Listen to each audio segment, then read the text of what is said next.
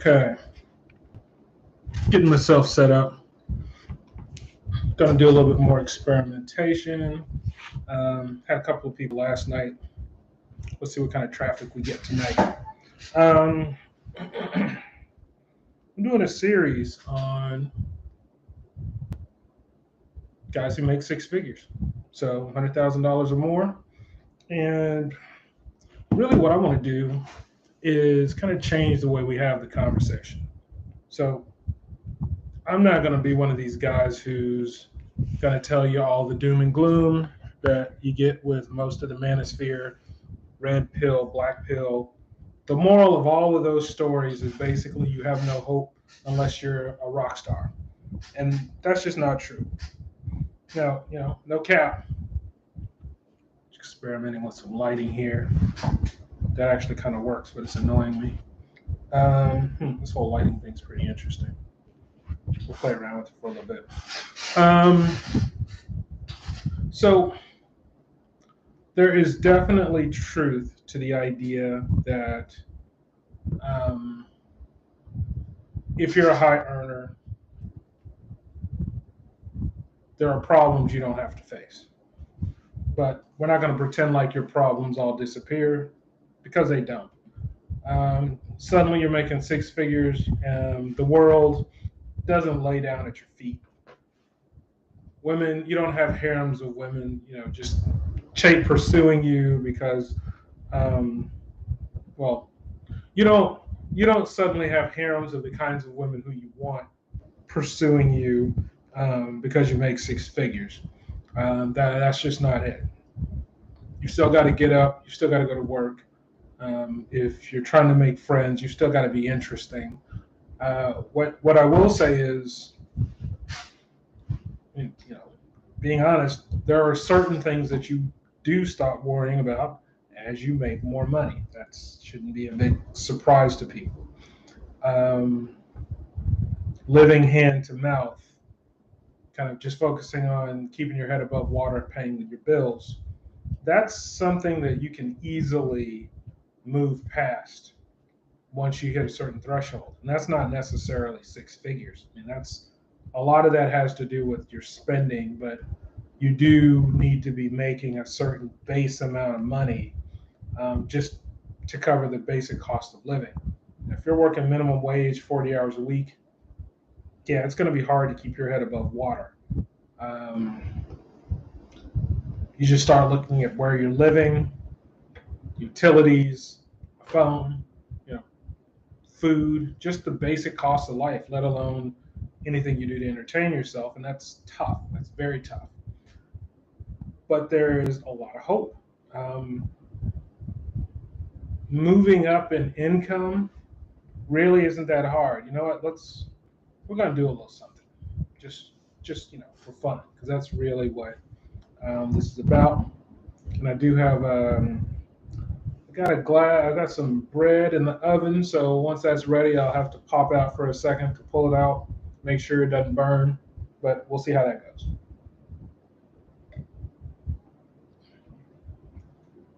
All right, so let's just start with what's minimum wage in America? $7.25 an hour. All right, so if you're working minimum wage, $7.25. We're going to get to the bottom of some stuff here, just so that if you're coming back to this and you're trying to figure out, what your opportunities could look like, well, you can say, all right, there is somebody out there who's showing me, a different path. So if you're working 40 hours a week, $7.25 an hour. You're making $290 a week. All right. That's what you make per week. It's kind of rough. And then let's say you're working 50 weeks a year. Actually, if you're doing that, you're probably working all 52. I'm sure there's some holidays and whatnot, but we're just going to keep this simple. Let's say you're able to work 52 hours a week.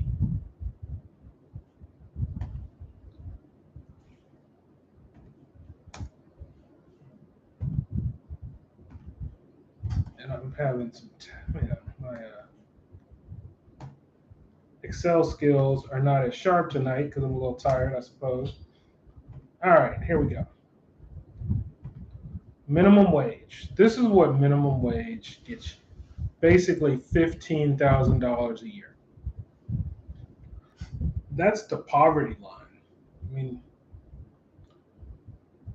a single person on $15,000 a year is basically living in poverty.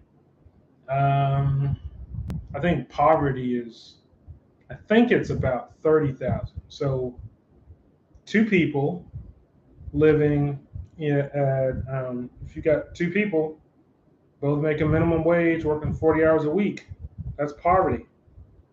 You got kids, you got all sorts of things to deal with, not a lot of money. You're renting at that point, and you're going to have to rent someplace that's basic because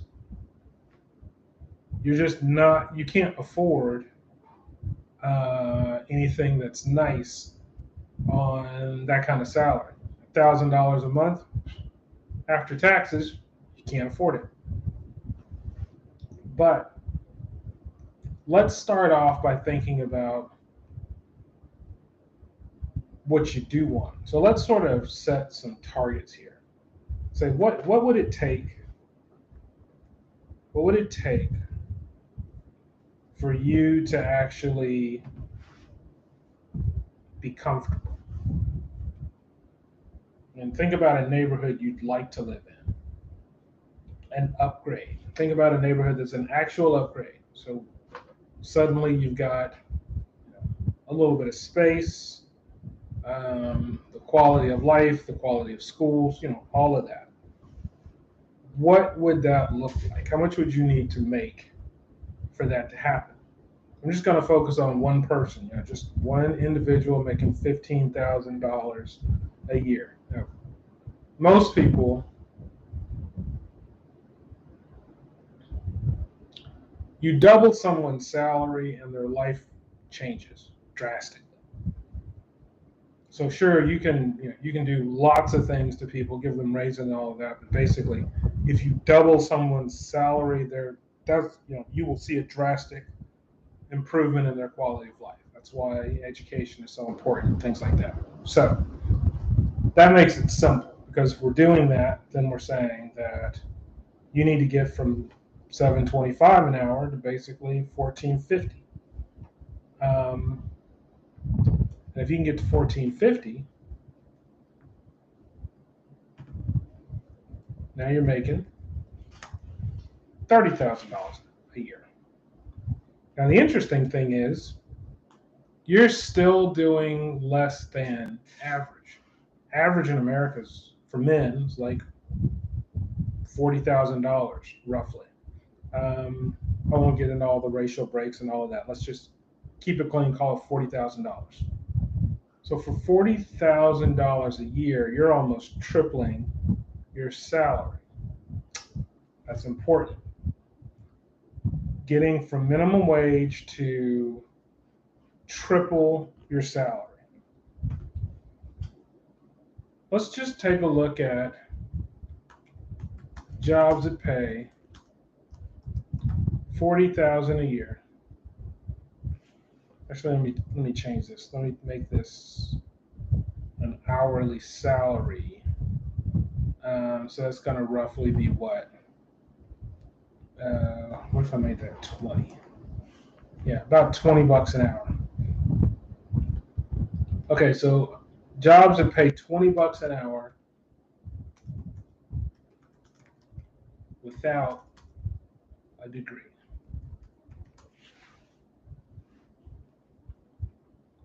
Okay, ads are popping up. Let's see what looks realistic. A lot of things pop up, but some of them are kind of nonsense.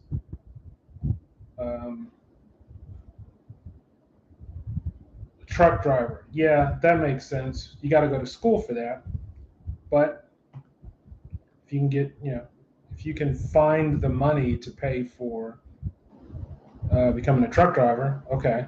I actually have a cousin who did that, and he did quite well for himself by upgrading.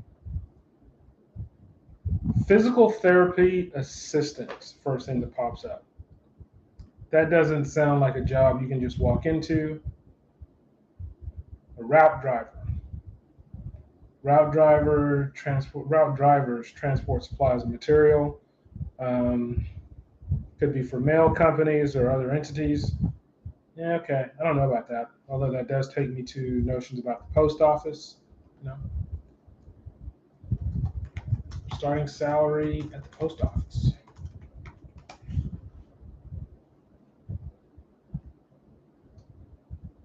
Okay. Annual salary. Highest paying cities for post office. You got hourly wages at the post office that are 20-ish bucks an hour. 20 bucks an hour or more. So post office becomes a job that you can get that upgrades you to average. Hotel manager.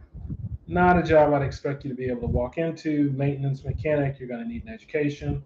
Solar installer, you're going to need an education. Medical coder. Now that's interesting.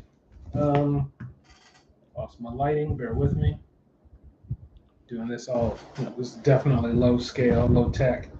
Medical coders translate patient treatment into alphanumeric codes that are used to organize medical documentation and file insurance claims. $23.87 per hour. Now that's interesting to me because I did some medical coding and I didn't get nearly that much. So now I feel like I was cheated. When I was in college, there was a summer where I kind of had this, I took a break from my main job for a summer. And I got a job as a medical coder with a friend of mine. It was a pretty basic, boring job. You had stacks of paper. You needed to know how to use the 10 key section of these old school laptops. But fundamentally, all you were doing was sitting back and punching in codes. And the funny thing was that, I'd get shifts. I don't remember what my shifts were. Let's say my shifts were like 6 hours long, something like that. And the pay was pretty good. For me in college, the pay was great. Um, but for a 6 hour shift, I'd get stacks of paper, and it might take me 2.5 hours to get through it all. And I knew that if I just sat down when I first got to work and powered through everything, the second half of the day was basically free. Loved that. I had a buddy who turned me on to the job. He actually worked on the other, we had like this office with a little divider. He worked on the other side. That guy was sitting around. He was a faster coder than I was. He'd been doing it longer. He'd finish up and he'd play video games. And this is back before phones had all the cool games on. I mean, now, who knows what kind of fun you can watch Netflix, play games, do all sorts of stuff. Talk to your girlfriend on the phone. It was not a difficult job at all. Paid well. There was a lot of downtime because you could power through the work pretty quickly. It was easy. I didn't get 23.87 an hour to do it. I probably got more like half of that. But you know, here's a job where you can make a lot more than minimum wage, substantially improve your situation. And you got to get above minimum wage as a starting point. And it's not that hard. There are lots of options. FedEx, UPS, if you're a driver for UPS, FedEx, those are career opportunities. Although I do think it's a little bit more difficult now to get those. But let's keep going. We're just going to look for things. You want to get out of that minimum wage job. So let's look at some other things that you can do. Carpenter, you're going to need skill in paralegal, skill, full charge bookkeeper. Now, what is that? Full charge bookkeepers financial professionals responsible for issuing invoices, calculating pay, issuing payments, filing taxes, and creating financial statements. I don't know how you get that job without a degree because it sounds like you're going to need to have some sort of an accounting background. Um, Maybe you don't need a 4-year degree, but I would be stunned if you could get that with a high school degree. Um, anyway, multimedia designer, you're going to need skill in, audio visual technician. Um, what exactly is an AV tech? Install, maintain, and monitor sound and video equipment used when filming or conducting live events, such as concerts, sports games, and conventions. This one is funny. Okay, years ago, when I was interning in Minnesota, I went to this church. And it was huge, it was a mega church. And I didn't know anybody, so I was volunteering at the church. They did these incredible shows, incredible sound, the whole thing. It was elaborate. It was the most elaborate. They had incredible shows, better produced than anything I'd seen at a church that I went to live. Um, Part of my volunteering landed me a job where I was kind of working the soundboard or learning how to work the soundboard. The guys were just like, hey, we'll bring you on, we'll teach you the ropes. And that seems to be the way a lot of people learn soundboards. It's just they get a shot. It wasn't a paying gig, but let's face it, if I sat there and did sound for the church for a year, all of a sudden I've got a year of experience working a soundboard, and I can go apply for other jobs where, when they start asking about your experience, you can say, I've been doing the soundboard at my church for a year. Now you've got a skill, and this AV tech is paying $24.73 an hour. So let's go back to our little calculator here. $24.73 an hour. What does that get you? What is $24.73? $24.73 an hour gets you up to $50,000 a year. You are now an above average earner. Spend a year learning how to work a soundboard at your local church or your local whatever. But you get a skill, and now you go get a job where, guess what? You're making enough money to more than make ends meet. At $50,000 a year, get out of renting. Oh, let me check on the bread.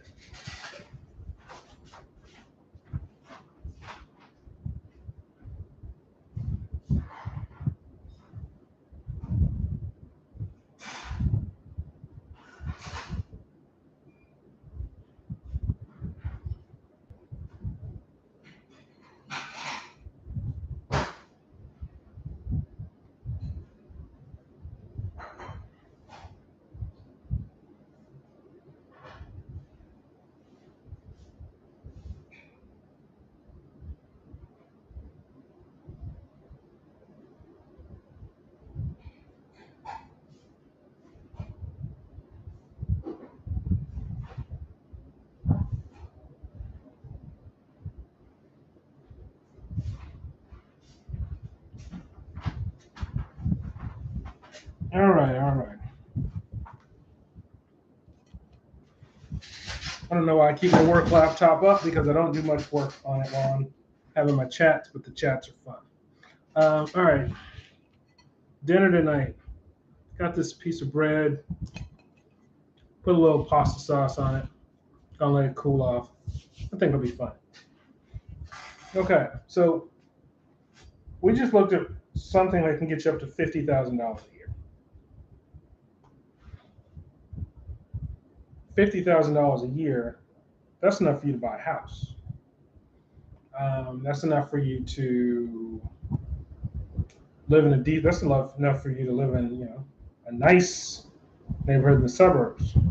You're not living in the big house, but let's face it, you are now living in a decent neighborhood. Your kids are going to a decent school. If you can upgrade from minimum wage to this is 4 times almost your salary. And it took you a year of spending your weekends, spending your Sundays, maybe 2 days a week, one night a week training, and then one night a week working, learning soundboards. Do you have access to soundboard training? Because it actually pays, pretty well. However, the idea here is to come up with ideas. So that was one thing. Let's take a look at a few more things that you can consider. Police officer. Okay, that's on average. Police officers are paying about $25 an hour. Okay, that's a specific kind of job. I have the utmost respect for police officers and the work that they do. That is not an easy job, and that's a position that's coming under a lot of scrutiny now. Deservedly so. I mean, there are plenty of good officers out there. If you look at kind of social media, I think it portrays the very worst elements because that's what's interesting to show.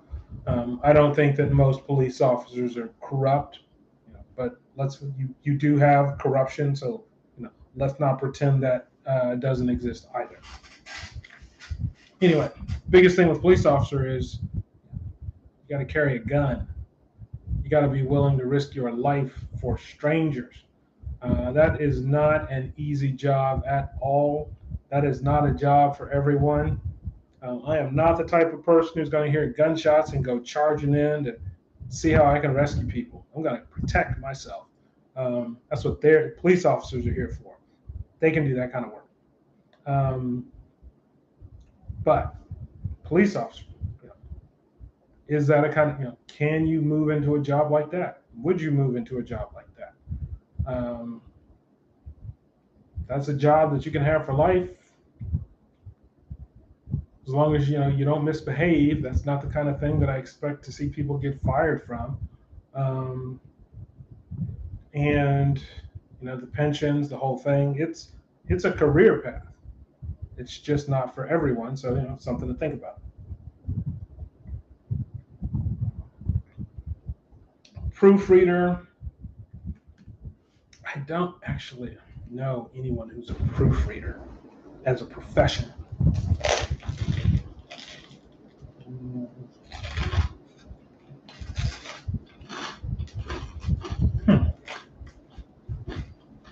Okay, not bad. I'm actually liking that. I think put a little garlic seasoning on it next time. But yeah, that's working. Throw a little cheese on it, then I have a pizza. Let's see, a writer. Yeah, you need talent to be a writer. Iron worker, that's interesting. Okay, pays $25 an hour. They create and install iron building materials, including girders, beams, and sheet metal. They weld and cut the metal and may use concrete and bolts to secure it in place. I don't know what the training is like. What is the training like to become an iron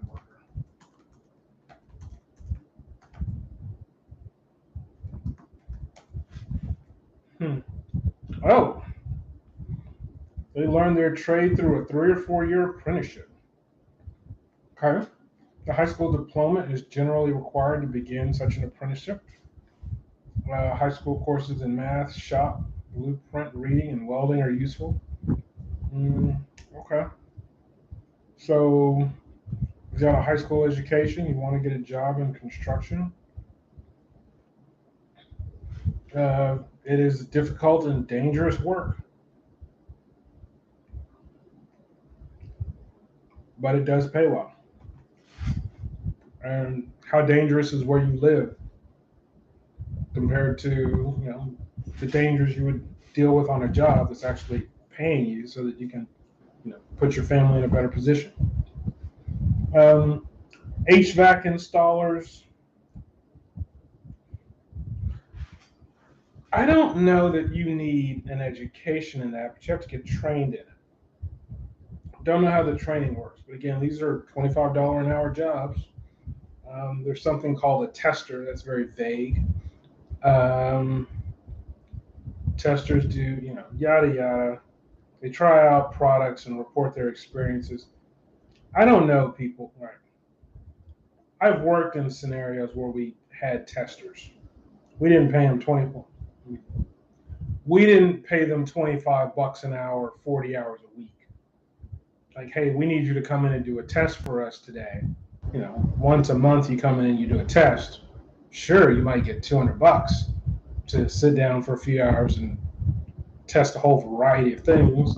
Not all of them taste good, which is kind of the point, but it's a nice gig, just not something you can build a career around. Electricians, you need training, personal trainer. You kind of need to have a passion for that. And let's face it, if you're not in shape, who the heck's going to hire you to be their personal trainer? So if you're not already dedicated to fitness, it's not going to be the right career since you need to look the part. Wind turbine technician sounds incredibly technical. Industrial mechanic, going to need skills for. Sonographer. Okay, sonographer can earn professional certificates, operate ultrasound, imaging equipment, and take pictures of internal organs and tissue to help doctors diagnose medical conditions and monitor health. I don't know that you need much of an education to be a sonographer. When I look at what I've seen sonographers do, that's something you can learn to do fairly quickly. You need to just follow the protocols. Might be worth looking into. Pays $27 an hour. Private investigator, yeah, that's not it's not an entry level job. We're looking for entry level things. Aircraft mechanic, no. Plumber, you need training. Insurance agent. This is a tricky one because I've also known a few people who are in insurance. Okay. I don't think it's that hard to break into insurance. But I don't think that everybody's, well, I don't know. This shows insurance paying $30 an hour, which would be even higher than what we were talking about. I don't think you make that kind of money as an entry level insurance person. There's a lot of networking involved in being good at insurance. And I think most of the insurance policies that agents typically sell are to their family members. So you need to figure out whether you can, go that route. So we won't necessarily get into that, but it's a thought. We'll kind of look at the next three just to get to the list of 30. Mobile application developers. Do you know how to build apps? If you know how to build apps, you can do it for, as a profession. Honestly, if I knew how to build apps, I'd probably look to build apps for myself, and I would try to figure out how to sell those apps. I would think about ideas for interesting apps. Or I would find people who could come up with interesting ideas for apps and partner with them and try to do something. Surgical technologist. That's vague. They prepare operating rooms for. Okay. So they're the people who prepare the operating rooms and sterilize equipment, arrange tools. Okay. And the last one that we're covering off is videographer. Film events deal with lighting and audio. They may work in collaborative teams or as independent producers. I don't know how you break into that. I have a colleague, well, not even a colleague, I just have an acquaintance who's probably doing something very similar to this. Works for a modeling agency, and I think he handles, kind of. I know that he's familiar with sort of the real estate. We're right outside Manhattan. So we had a conversation once, and he was able to talk about kind of the different models that he worked with because we were at this modeling agency Christmas party, and it was a warehouse full of models. It was my favorite party to go to every year. I was so upset when I was no longer on the invite list, but um, he knew which models were on which posters in different parts of Manhattan, which doesn't necessarily go to videographer. But I do get the sense that he spent time in the rooms with the models, dealing with the cameras, just from some of the things that he said. So I don't know if videographer is an all-encompassing job or if it's part of a bigger position. But I just took a quick look at the first Google link that popped up, and it showed tons of jobs that will pay well above minimum wage. You don't need more than a high school degree for, and that are probably available in an area, in your nearby area. One of the first things you've got to do is, get get above get above the basics. Get to a point where managing to pay your bills every month is about all you can really afford to do. Once you get past that, you can start talking about improving your life, taking money and looking at where you want to live, how you want to live, just trying to pull a plan together for doing that. We'll kind of end with that. I'm just leaving, these are fireside chats. I'm going to try to just flood the internet with as many ideas for how to solve some of these problems as you can. And most of my content has been more focused on dating and relationships, but more and more you're hearing this conversation about the high value man and basically a six-figure guy, and there's not much of a conversation around becoming one. And I think there are a lot of misperceptions around it. The manosphere's got, there are pros and cons. I think that the depictions of high earners are wildly off because it paints everybody with this broad brush and assumes that we're all very similar when we're not. So anyway, hopefully this helps think through some of this, especially if you're making less than $40,000 a year, and kind of ask yourself what it's going to take for you to level up, because there are a lot of $50,000 a year jobs here that are not that hard to step into. You just need to probably invest a little bit of time in doing some searches in your area for positions like the ones that were laid out.